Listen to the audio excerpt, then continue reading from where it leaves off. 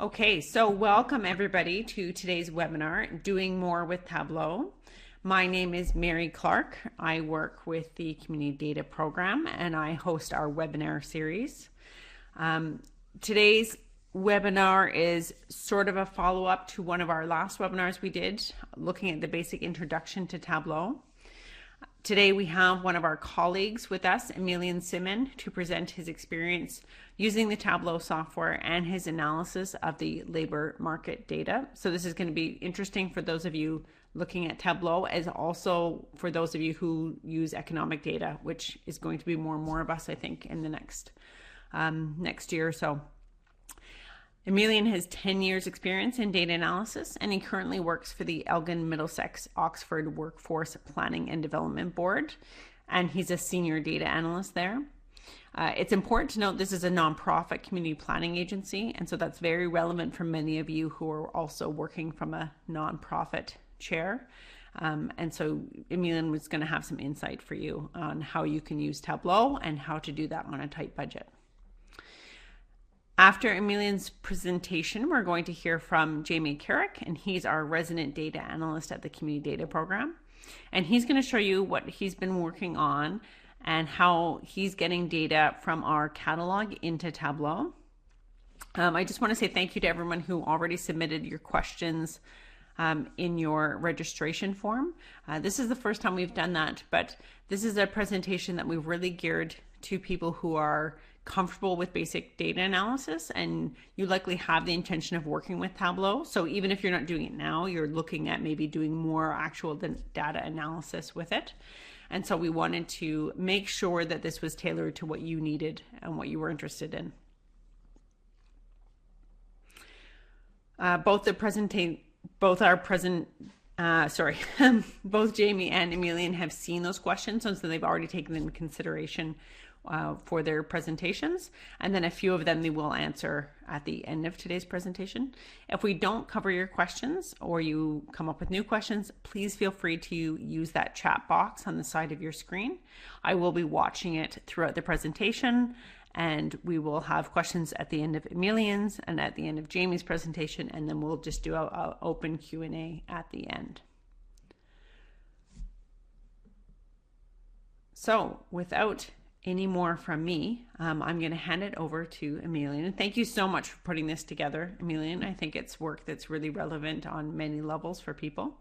And he's going to share his screen. He's got some slides for us, but he's also going to do some live tour for us as well. So thank you, Emilian. Go ahead.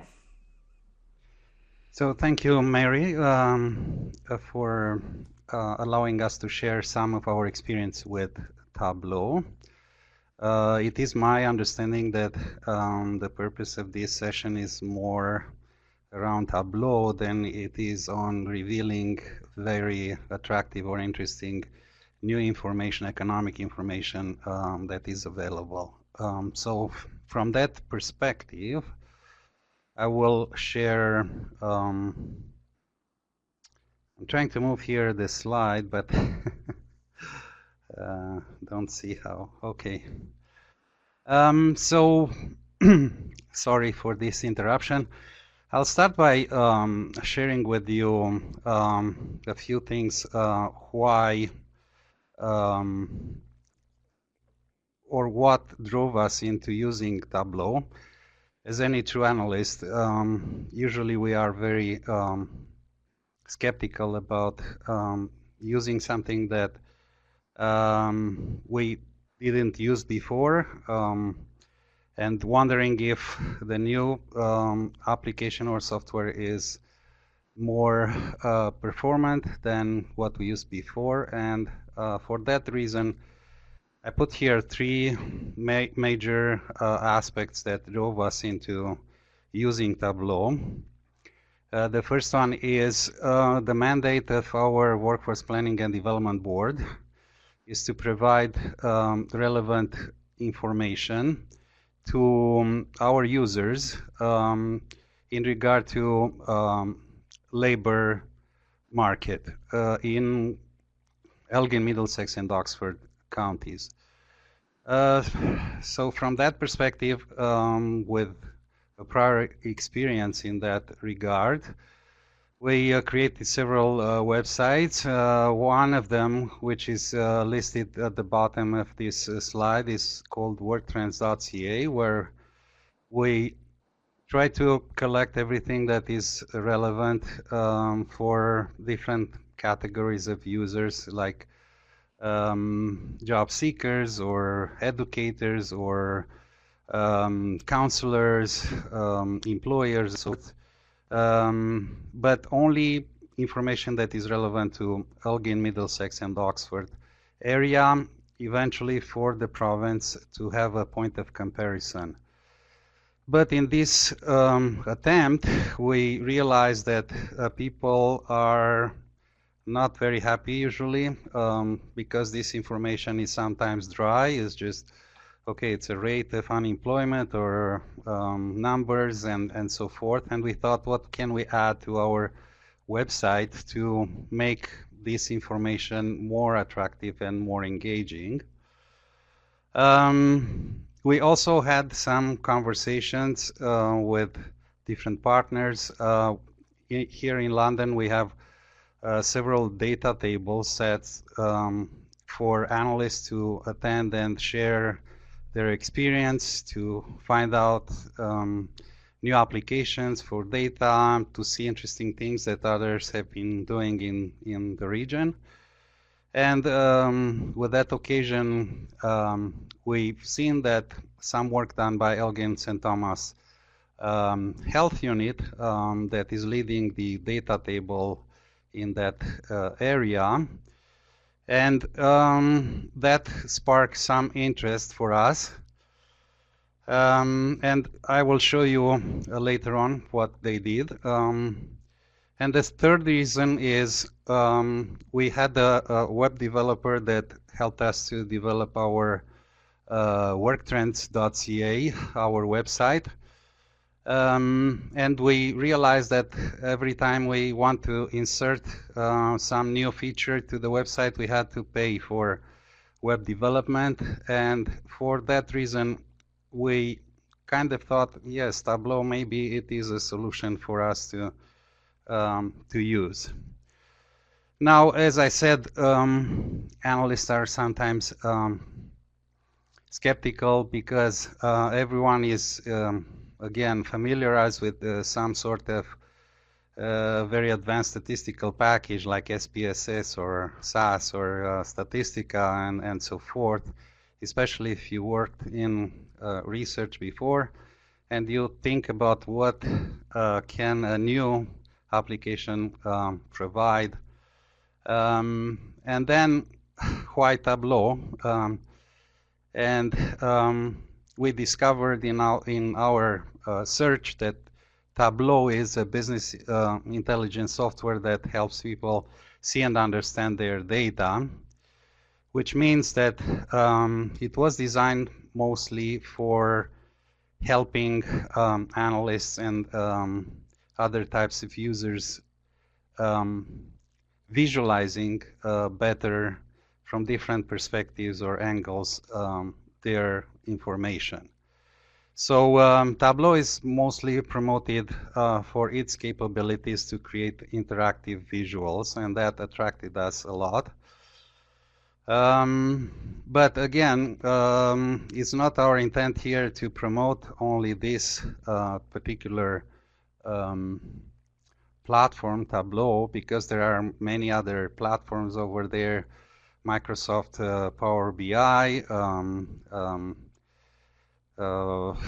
Google Data Studio, and so many others that are coming and competing in this area. But Tableau has a few interesting features that makes it very versatile and helpful, especially in our case.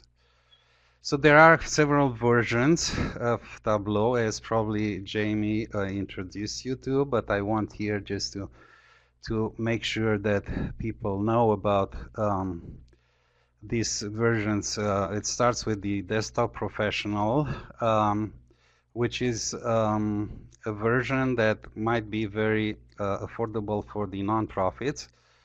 If you go on TechSoup Canada and look at what they have there, you see here that it's a very affordable price for a small community data community nonprofit as is ours, with about 10 employees and one analyst for the entire team over there.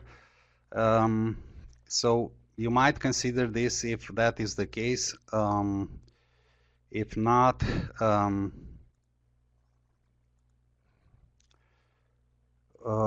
you can go for something more professional, like the server version, which is more expensive, and it provides embedded analytics and a lot of security in terms of data.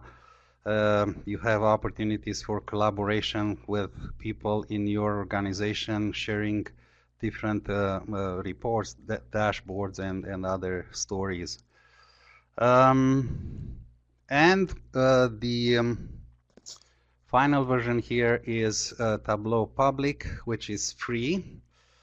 And it's a cloud-based version where you can put all your visualizations that you create. And but the concern with this version is always the security, because once you put some data over there, you don't know exactly who's accessing it, particularly if you don't want to share everything in terms of data with the public. More recently, the Tableau came up with the online version, Tableau Online, with the Prep version, which is an application for cleaning and organizing, transforming your data, a CRM, and many other additions that have been done after 2018. So our experience here, the intent of this session was for me to share with you what we did with Tableau. Again, we are not at the professional level. Again, one analyst in a small nonprofit organization. But I will show you here how we use Tableau for showing the business counts in the London Economic Region.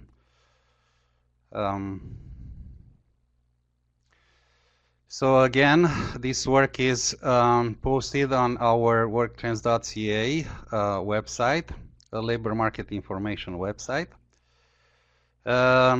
Is embedded here in an iframe, and you can explore within the page here by clicking on different options that we created for as a menu for this data. So again, it's just one point of view, and using this top menu that we have here, we can show the data through different ways of filtering the information. We also have a link at the bottom. You can go and click on that link, and you will be directed to the public Tableau account that we opened with for our agency.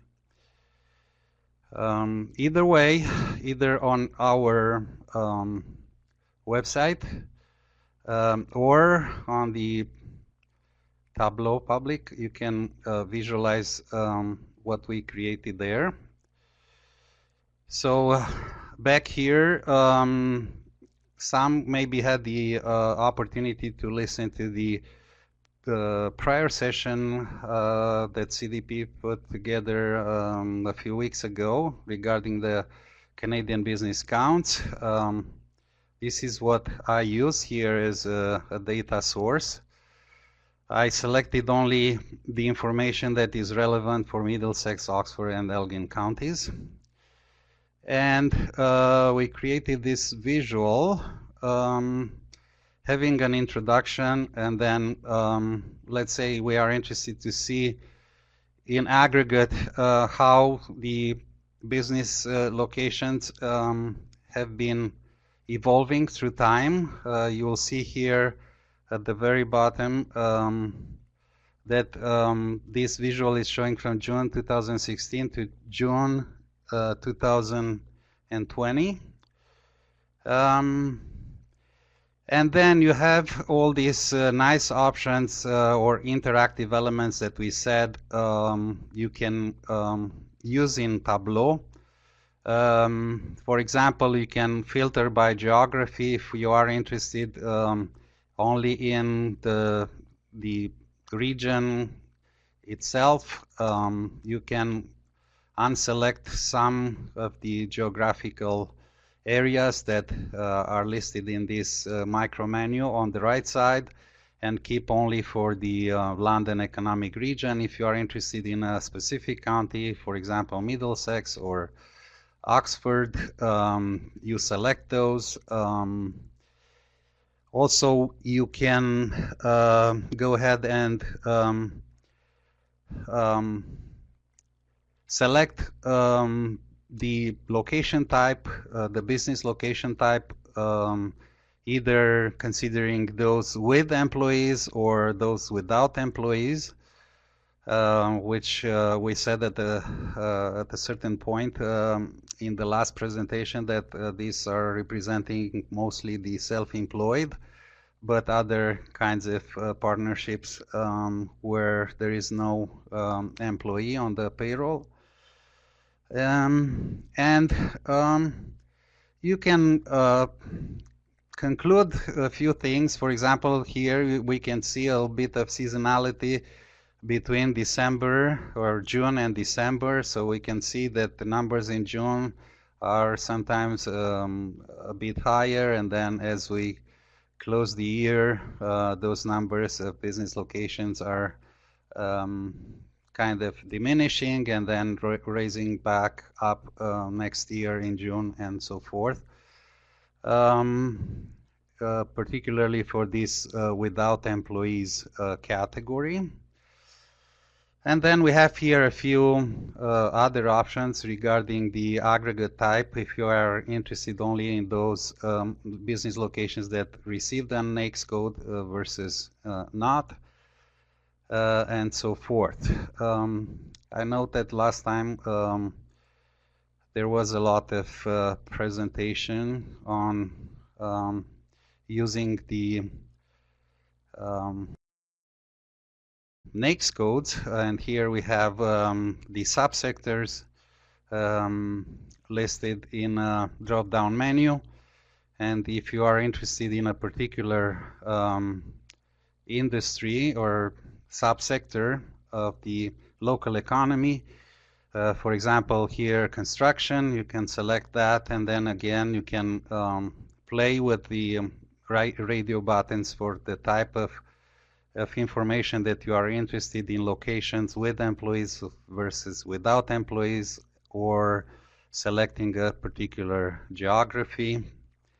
And yes, from the analytical point everything is nice, but then you have to conclude something, and we can see here that everything is going in a positive way, even if the last numbers are showing June 2020. We had that corollary presented last time where the Stats Canada person last time mentioned that there is a lag of impact on this information about a half year or a year until some of the businesses are kind of disappearing from the business registry, even if they closed in March or April or May and so forth. So the last numbers are not necessarily reflecting the COVID impact as we expected. Further, in our menu here, we created a more interesting view based on the business size by, again, the industry and by the geographic location. The same things here. We see, for example, here for the wholesale trade in our region, the number of business locations with 1 to 4 employees kind of diminished starting from December 2016. We see a very significant drop-off, particularly in the Middlesex County. And then we have the other 2 counties that are contributing to the total for the region.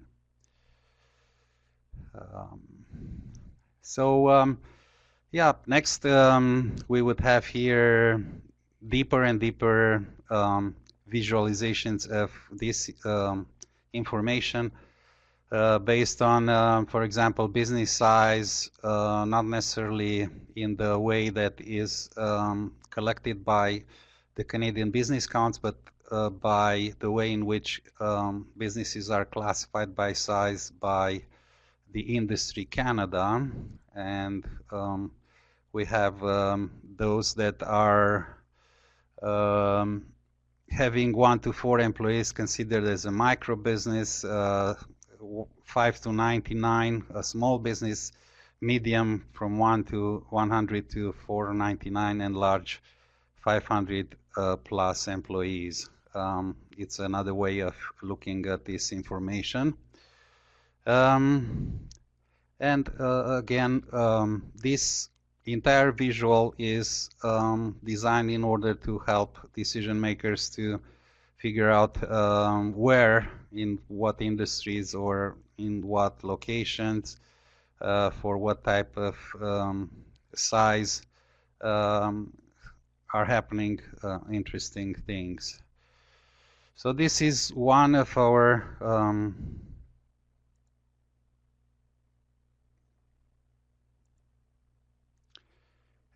applications. We had different other examples here. For example, we receive an Employment Ontario set of yearly information regarding different programs, employment programs. And here is an example of apprenticeship program that we try to put in the same type of setting as a story, showing different aspects of things. Data here is not up to 2020. Again, those are things that have been done at different points as being micro projects for our workforce planning board, not necessarily updated to be very actual. But here you see new registrations and characteristics by geography and year, and we have here a micro menu that allows us to look for the number of active apprentices, number of active journey persons, number of certificates of apprenticeship issued and so forth. And also we can change things looking at the Ontario numbers or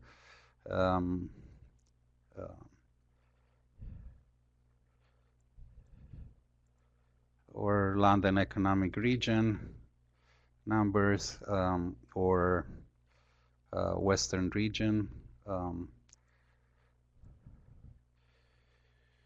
And then again, different other aspects of the apprenticeship as who are the clients by gender, by age, by designated groups, by education, and so forth.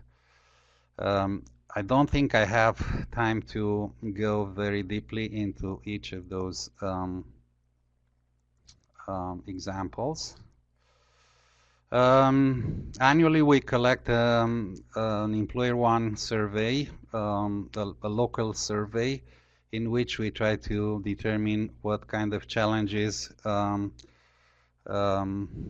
facing our employers locally, and we try to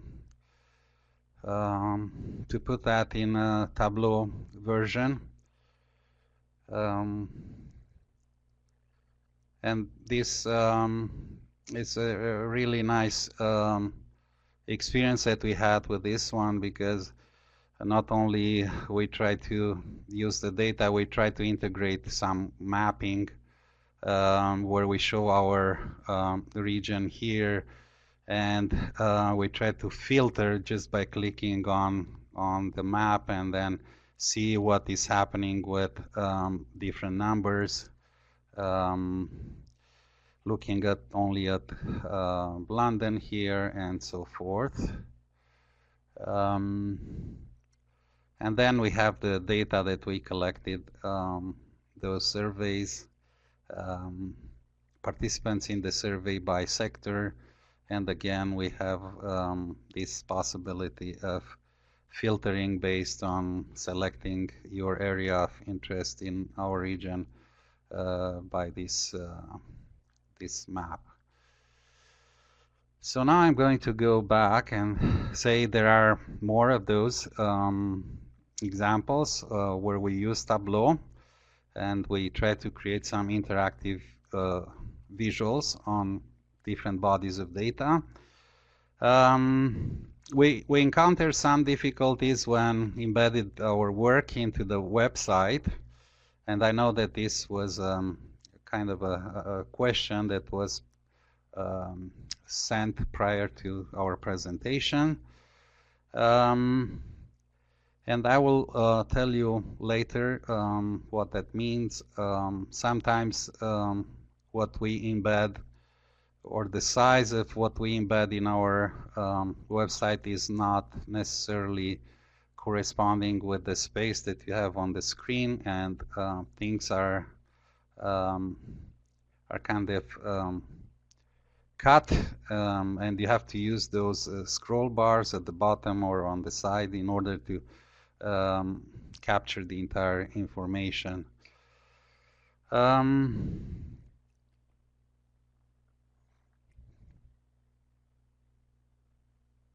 So I'd say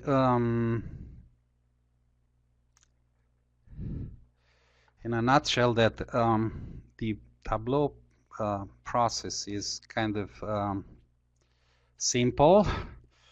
You create, once you become familiar with the software, which is intuitive in some respects, but sometimes it's quite different from what you have been using before. Especially I was talking about those statistical packages. But once you are familiar and you start to create those things, then you save a copy of your work to the Tableau public. You click a button that is showing you a share icon over there, and then the site is creating for you an embedded code, and then a link that you can insert in one of your pages, and this is probably the simple solution to share your work with others through a website. Embedding, again, it's a bit more sensitive, but not as difficult as you probably think about it right now. So you can place your embedded code into an iframe, and then you have your visualization integrated in your web page. So if you click that share, you can see here what I was trying to say. The Tableau will create for you this code. You just have to copy that code and put it in your HTML back version of your page, and then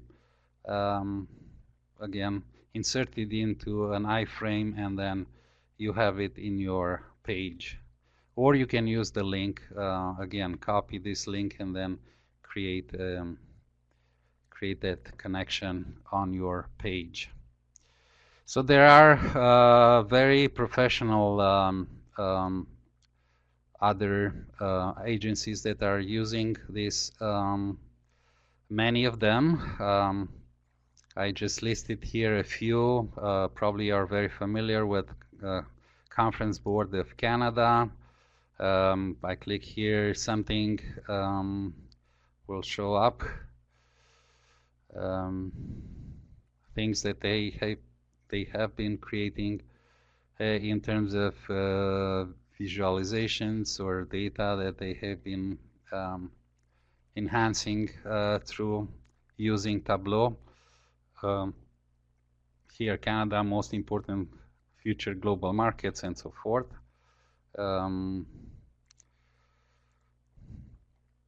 And then again, very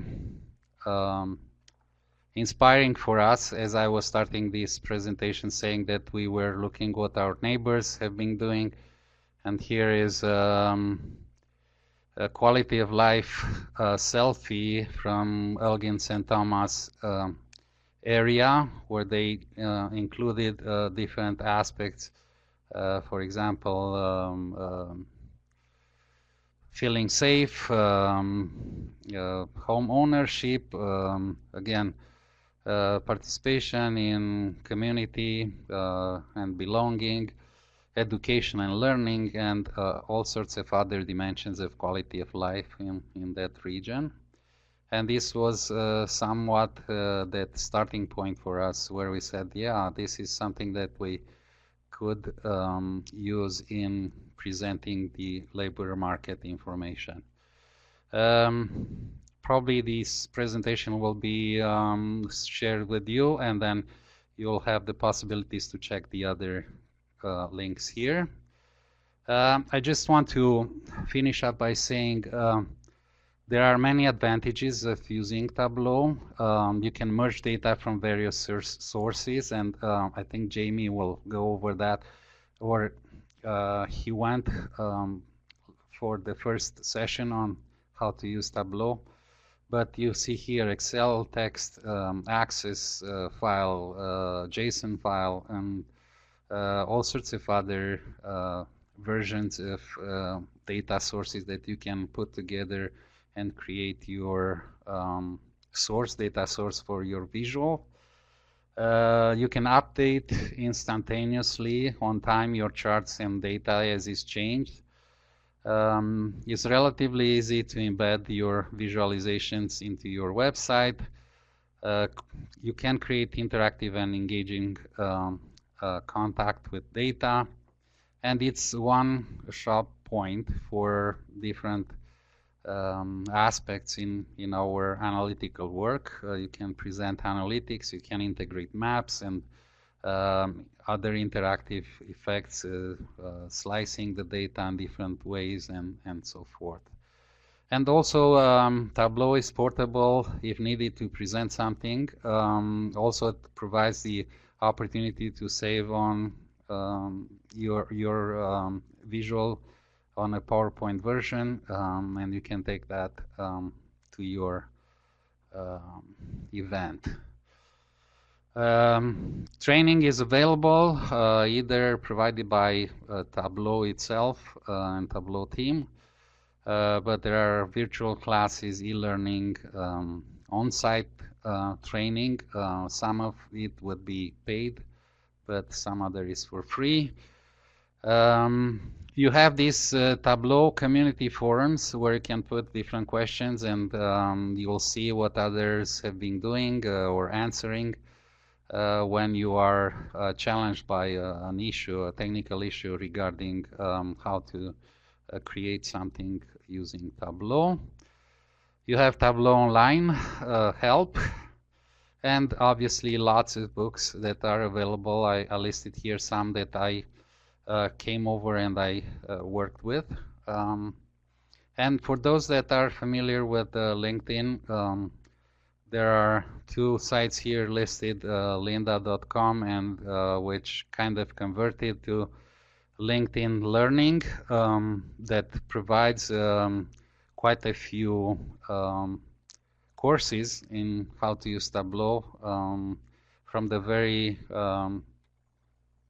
for the beginners, from the beginnings to very advanced users. Versions can be, for example, lynda.com can be, at least in my area, can be accessed through the public library, which offers you a free way of accessing a course, whereas the LinkedIn Learning, you have to pay for that. Always the concern regarding using public Tableau would be data security, and again, the creators of this wonderful application always raise this warning. If you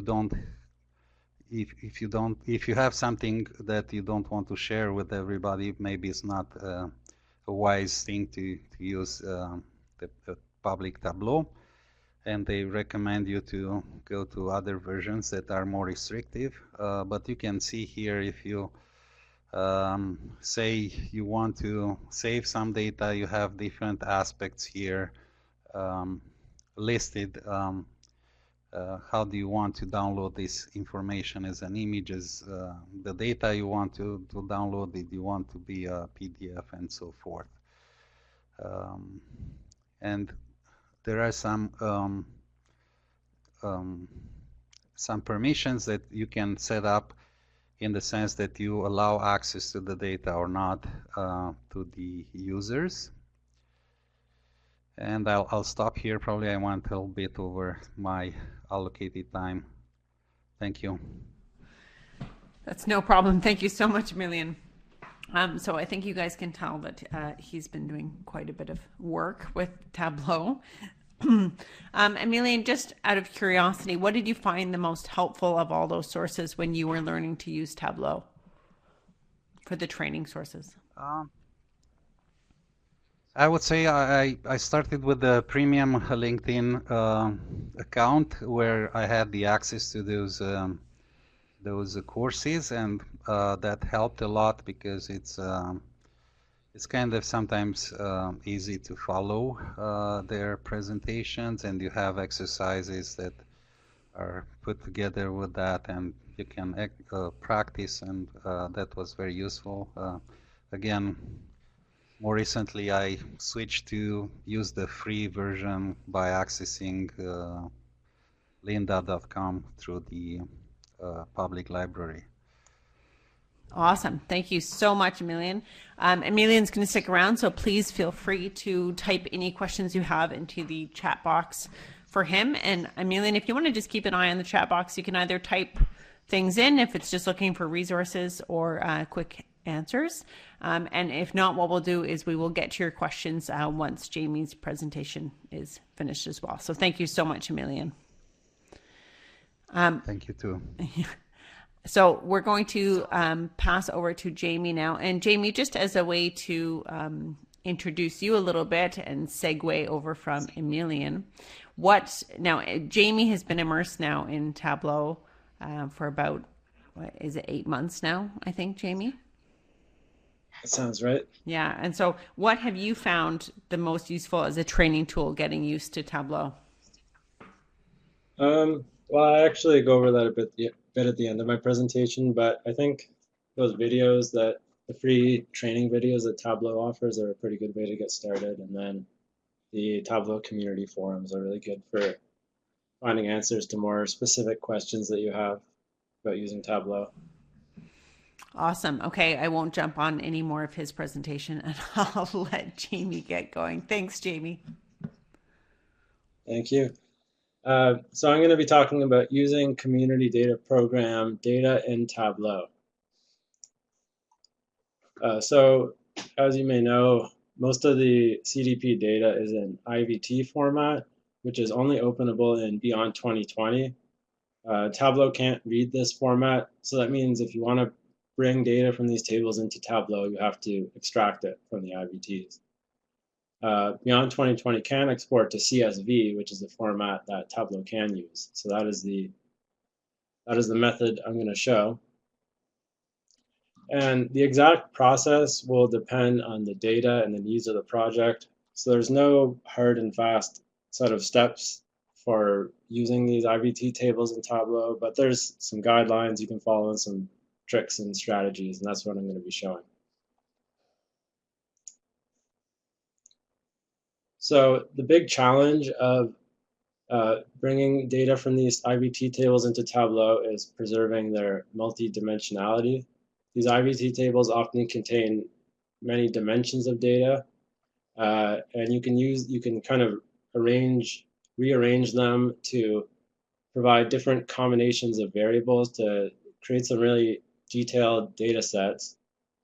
But the challenge that we have to overcome when bringing these tables in is how can you capture all this detail when you're exporting and bringing it into Tableau. So you can always extract just 2 dimensions, just a regular 2-dimensional table, like one with one geography dimension and one variable dimension. That's always an option.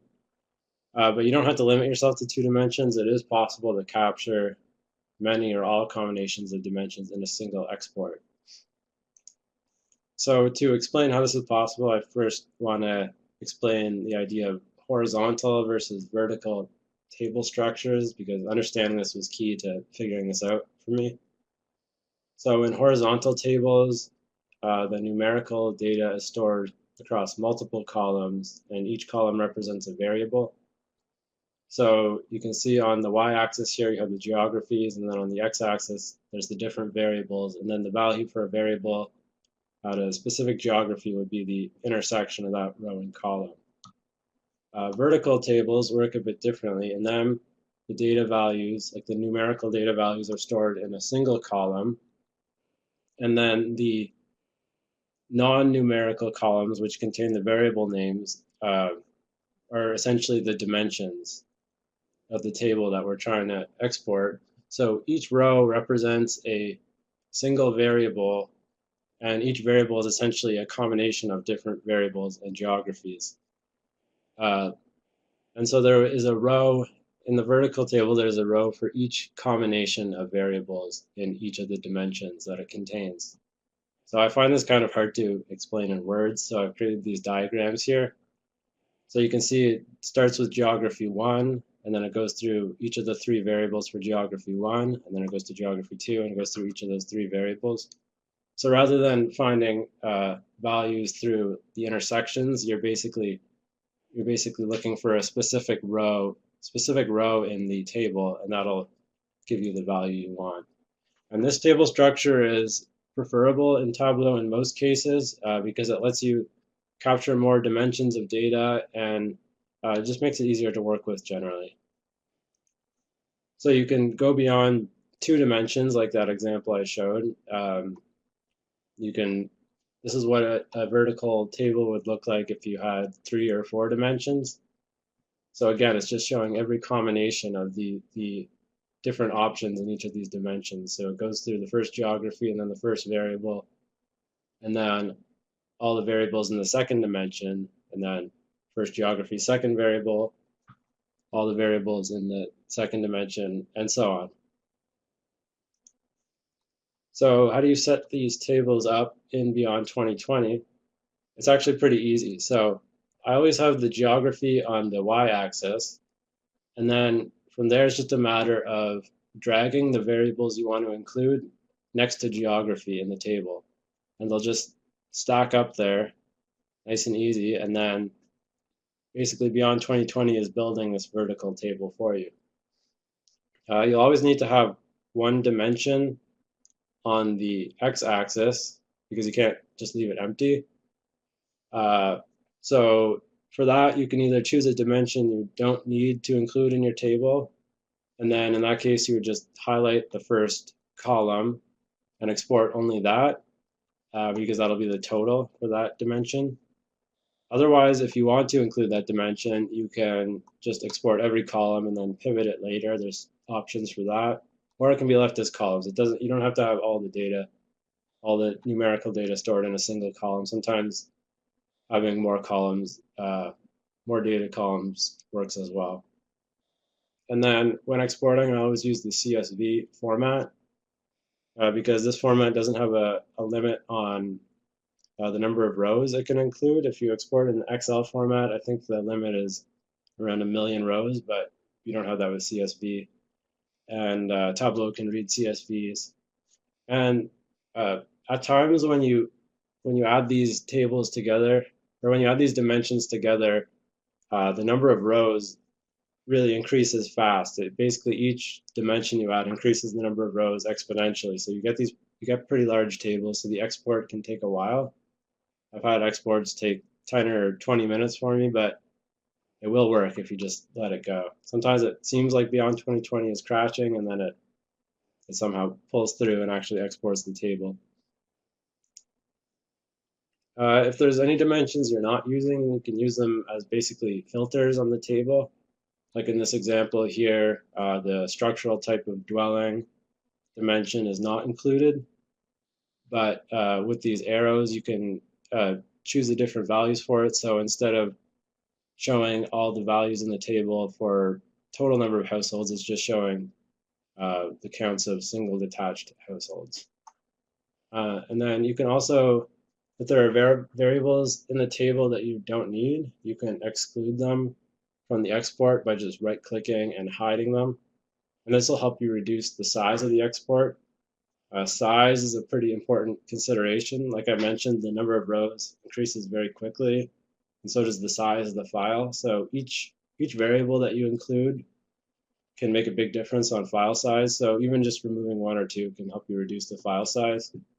I think it's better when you're exporting data to start with fewer dimensions, and then if you find you have more room to work with, you can add more in rather than trying to include everything in one export.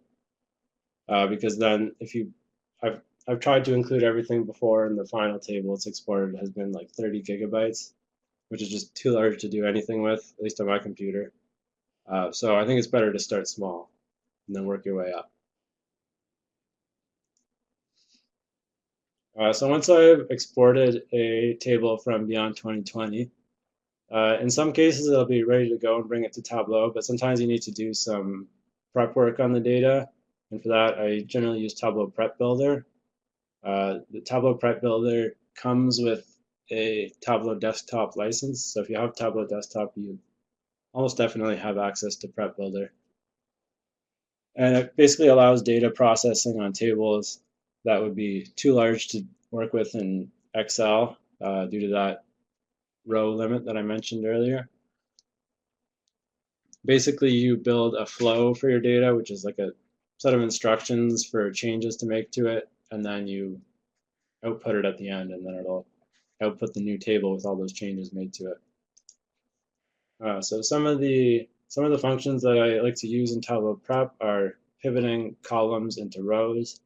So as I mentioned before, you need to have one dimension on the x-axis. So if you want to pivot that so that the columns become rows, then you can use the pivot function. You can also do the opposite and pivot rows back into columns. And doing this will allow you to perform calculations on the columns. There's not really any good way that I've found to do a calculation when all the data is stored as rows. So if you need to do any calculations, like calculating inverses, like population not in low income, that sort of thing, or percentages, then you have to pivot the rows into columns first, and then you can always pivot them back after you've done the calculations. You can also join tables in Tableau Prep.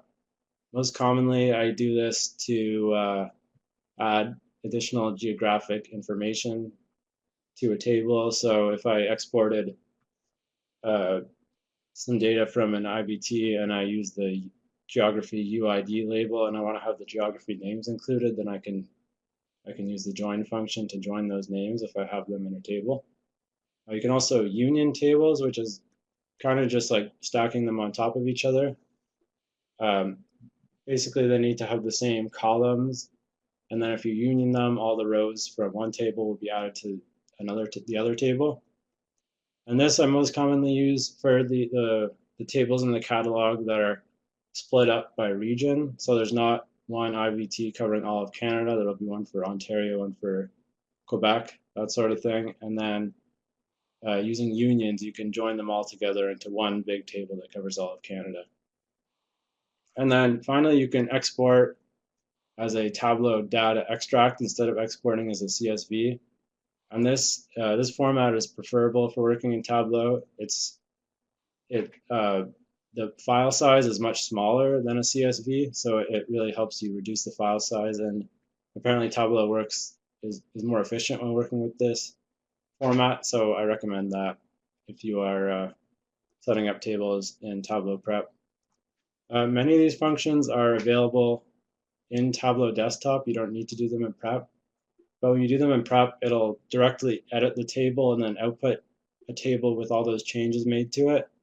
If you make changes like this in Tableau Desktop, then they'll only be stored in that workbook. So if you bring that same data set into a different workbook, you'd have to do them again. So I like to make all the changes in advance and then bring it to Tableau once it's more or less completely ready.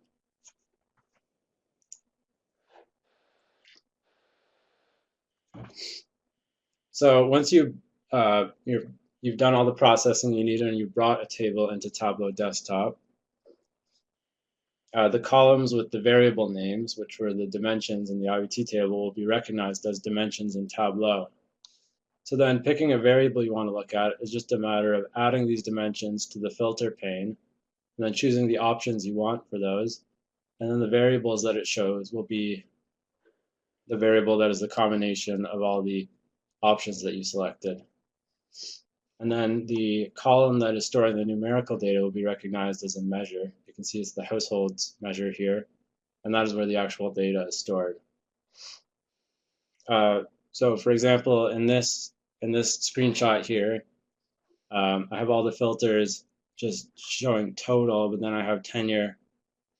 I have renter selected in the tenure dimension, so it's showing total renter households. And then you can also drag dimensions to the rows or columns pane to create charts. So I've dragged household size to the rows, and that created a bar chart where each row is a different household size category. When you're creating a dashboard, like when you're putting these visuals into a dashboard, you can also make these filter options available to users. So that can add some interactivity to your dashboard and let users choose which variables they want to show or add filters to charts. And by default, Tableau will add an all option, which will basically filter for all the options or all the variable names available in that dimension at once. And so I always choose to hide that, because if the dimension contains the total and each of the variables that make up that total, then it'll be giving you incorrect numbers if it adds them all together. It's also very easy to take this data that you exported and map it in Tableau. So the census, geography, shape files are all available from the Statistics Canada website. So it's really just a matter of downloading those and then connecting them with your data table, and then you can start mapping. So there's different options for how you can connect these tables, but I use a relationship instead of a join. Basically, with relationships, rather than actually joining the tables together into a single table, it'll just pull the different rows from the tables as needed based on common values between them. If you try to join them, then it'll pull everything together into a single table, and then you'll have a polygon associated with each of those millions of rows in your table, and you'll end up with a massive file. So I tend to avoid joins when I'm using geographic data. To actually create a map out of this, all you have to do is drag the geometry into an empty worksheet, and then it'll automatically show you a map of those geographies. And then you can use different fields in the shape file to filter down to just show the geographies that you want to show. So I've got a filter for province and a filter for city here, so it's just showing the census subdivisions in Toronto. You can also make these filter options available for users so that a user can select which geographies they want to view on the map. And then you can also drag the measure containing the numerical data, households in this case, onto the colors box. And this will turn your map into a choropleth map where each polygon is shaded based on the value of a variable you want to look at. And then to choose the variable that's shown on the map, it's the same thing as that bar chart I showed, where you just add all the dimensions to the filters and just select which variable you want to show through that. When you're creating a dashboard with maps, Emilian mentioned this, but you can set it up so that the map acts as almost like a menu for selecting which geography you want to view data for. And you do that through filter actions. So basically you tell Tableau that when a user clicks on a certain geography, then it'll automatically filter everything else in the dashboard to that geography. Within the filter actions options, there's an option for allowing users to either be able to select or not select multiple geographies. When you do this, it'll automatically aggregate the values across all the geographies. So you can do this in cases where all the values you're working with are counts, like population counts or household counts or business counts. But if it's something like median income or average household size, then if you try to aggregate these, then it won't actually be accurate. So I tend to disable that option if I'm working with any data like that. And if you want to see an example of how this kind of mapping can be used in a dashboard, it's used in our community recovery dashboard, which is available on our website, on the CDP website in the catalog. So that covers everything I wanted to show you about using CDP data in Tableau. There's not really an exact set of instructions you can follow, but it's basically just some guidelines you can follow for how to set up the data to get the most out of it in Tableau. So some of you submitted questions when you registered for this webinar, and so I'm going to go through those now. Emilian answered some of them, and so I won't answer them twice. I'll just go over those really quick, but I'll go through the others as well. So learning the basics, a couple of people asked about that. This pretty much covers what Emilian said, but there's free Tableau training videos, there's the community forums, and there's also the Tableau public viz of the day where they feature a different dashboard every day. And they're just sort of interesting dashboards, and they're a good way to see how other people use Tableau. You can always download those workbooks and see how they did it. And of course, Google. A lot of what I learned about Tableau just came from Googling problems as they came up for me and finding solutions there. One person asked about how to add interactivity to an infographic. So here are some methods I've used, mostly in the context of census data. So you can add filter options to dashboards for selecting which geography the user is viewing data for, or to select which variables to display or chart, or to add filters to charts on the dashboard. You can also create interactive maps, as I mentioned. And then tooltips can show additional information. Tooltips are the little windows that pop up when you hover over different parts of the map, and they can be a good way to add some interactivity. Embedding Tableau dashboards and web pages. I won't really go into this since it's already been covered. But I'll just say Tableau Public is free, but there's basically no security. If you upload or embed anything with Tableau Public, it'll be publicly available. Tableau Online or Server are available for a monthly fee, but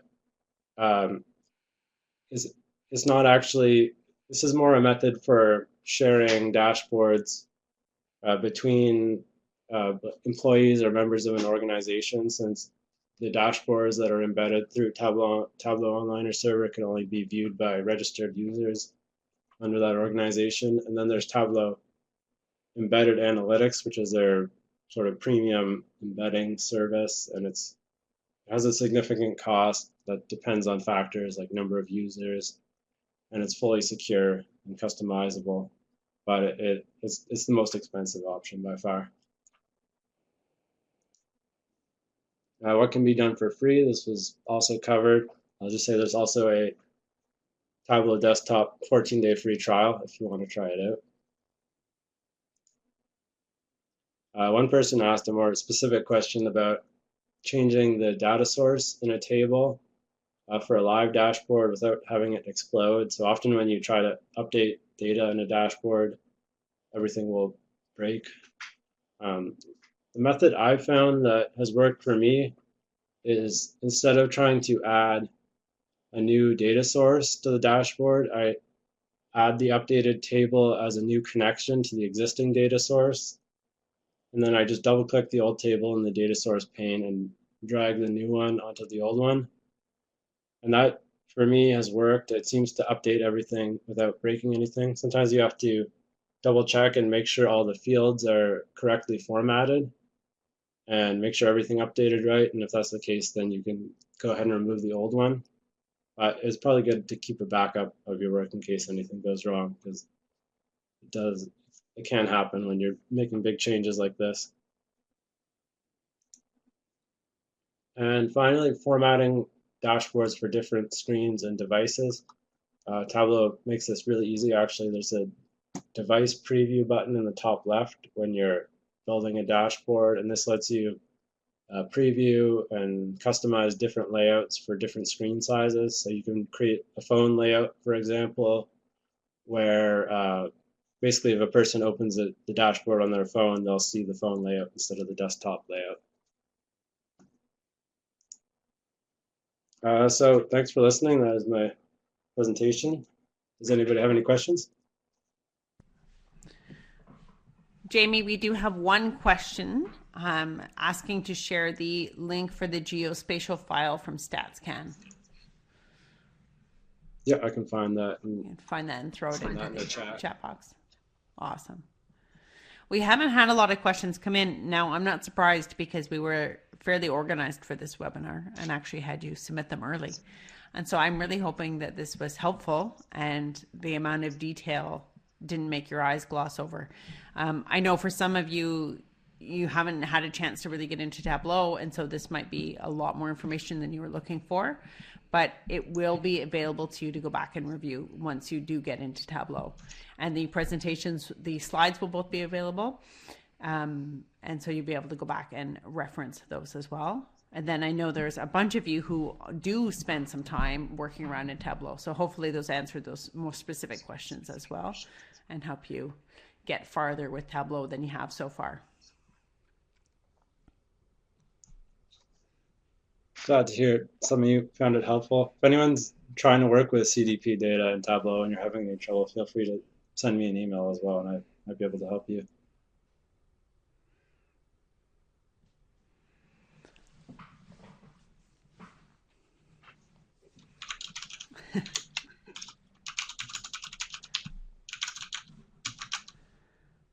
All right, Jamie, I'm just going to mute you for a second because I'm getting a bit of feedback from you. Yeah, feel free. Jamie has really immersed himself in this stuff, and he's using the same data sets as exactly the same process as you will be if you're pulling data tables out of the catalog. So please reach out to him. He's very happy to make use of all the things he's had to learn and all the tricks he's had to come up with over the last 8 months.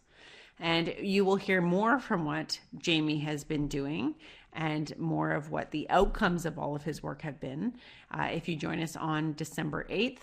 So that will be our next webinar. It's called Monitoring Community Vulnerability with CDP Data. I'm going to put that into the chat box here.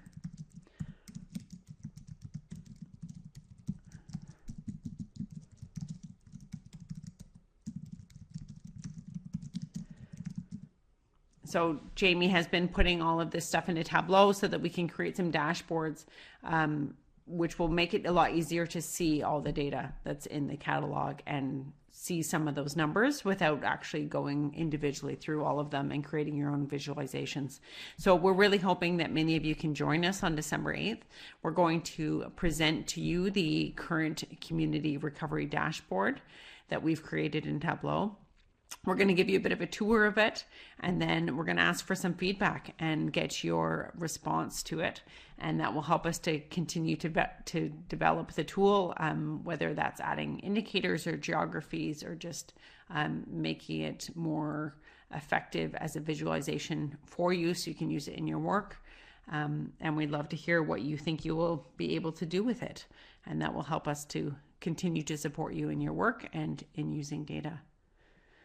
So I don't see any more questions. You've got Jamie's email there. Emilian, can you also add your email address into the chat box for everybody? Jamie and Emilian are both very responsive, so please feel free to reach out. And we will have the recording for this webinar as well as the presentations up on our website at communitydata.ca. If you just go into the webinars under resources, and you'll find the past webinars and be able to go in and get all the resources from today. So thank you very much, Jamie, and thank you, Emilian. I really appreciate your time and your effort of putting all this together. Thank you, everybody, for coming. I appreciate your questions and your attendance, and hopefully we'll see you again at the next webinar.